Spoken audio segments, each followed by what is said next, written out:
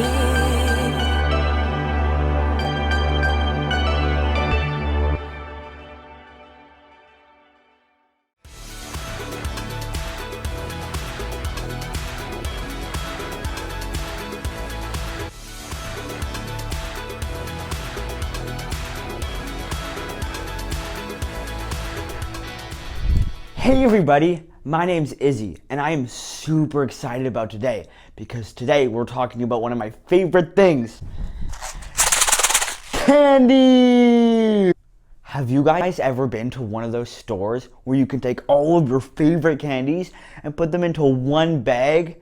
Like you could get jelly beans and mix them with gummy worms And then add a little bit of Skittles and some Nerds and a handful of M&Ms. Did you guys know that the M in M&Ms stands for mmm? And it's all made only for you, your one-in-a-kind candy bag. Some of you might like hot candy. Hot, hot. Ah. Some of you might like sour candy. It's so sour. And some of you might not even like candy. Maybe you like vegetables. Yeah. Everybody's different, and that's not a bad thing. That's what individuality is all about. Individuality, discovering who you're meant to be so you can make a difference. We were all created as individuals. That's why we all like different kinds of candy. Wait, what if we were created out of candy? The head could be made out of jelly beans. And for the eyes, peppermints.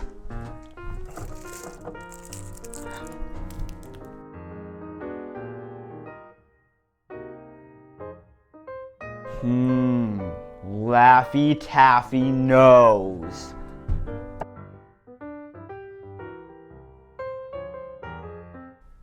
And lastly, a Twizzler mouth.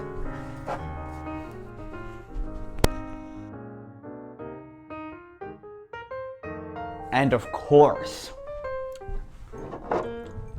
some hair. Looks just like me, right? Okay, maybe not. And in today's story, we get to learn about our amazing creator. Sounds fun, right? Nope, still gross.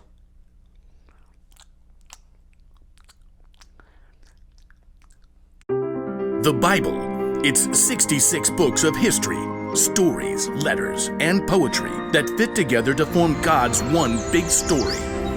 The epic adventure of how He created us and loves us so much that He made a way to rescue us. As we travel through the Bible, from Genesis to Revelation, we discover people who met God and found their lives changed forever. Now, for an amazing story, inspired by the book of Genesis, chapter 1, verses 26 through 28. In the beginning, God took nothing and made everything. From darkness, God called out light.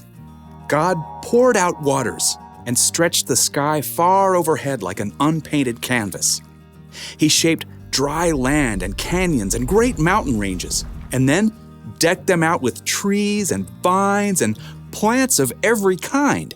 God spun the moon and sun and stars and planets out into space, and then He filled the oceans with fish and the sky with birds. God thought up an amazing variety of animals to crawl and hop and race over the earth. All of this was incredible, unbelievable, the most artistic show of power ever. God made complex atoms and cells smaller than the eye can see, all the way up to vast spaces stretching across the universe farther than we can imagine. And yet, all of this was just a warm-up to God's most spectacular creation: people. People. It's true. We're made of the same atoms and cells and elements as rocks and plants and animals. But unlike anything else in God's creation, we are made in God's image. Then God said, "Let us make human beings so that they are like us. Let them rule over the fish in the seas and the birds in the sky. Let them rule over the livestock and all the wild animals. And let them rule over all the creatures that move along the ground." So, God created human beings in His own likeness. He created them to be like Himself. He created them as male and female. You are made in God's image. Now, that does not mean God shares your eye color. or your freckles, or even your quirky smile. But it does mean that you were designed for God to shine through you. You were made to show the world God's love, God's grace and mercy, God's joy, God's peace, God's kindness, God's wisdom. You and every person you'll ever meet are of infinite value because you're made in the image of God. And here's what's even more amazing. God didn't design us to turn into a bunch of little robots who look and act the same when we follow Him. Instead, the more time you spend with God, asking Him to transform your thoughts and words and choices, the more you become uniquely you. As you follow Jesus and reflect God's light more clearly, you'll be able to do the things that God has designed for you and no one else. So, next time you look in the mirror, remember, you're looking at the image of God, and no one in this world can reflect Him just the way you do.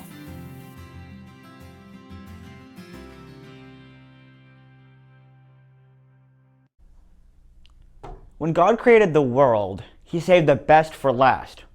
People. And He created us in His image. Maybe that means we look like Him. Or maybe He gave us each unique qualities that we can only get from Him.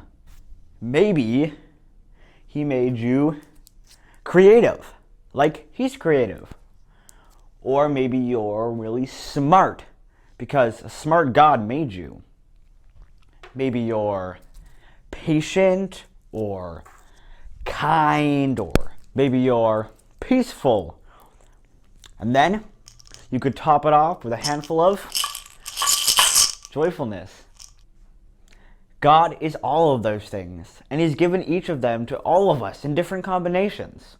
So, here's the one thing to remember today. You were made in God's image. Only you are the way you are. You're one of a kind. There, I'm done with my actual candy self-portrait. Looks just like me, right? It's actually pretty good, not gonna lie. I'll see you next time.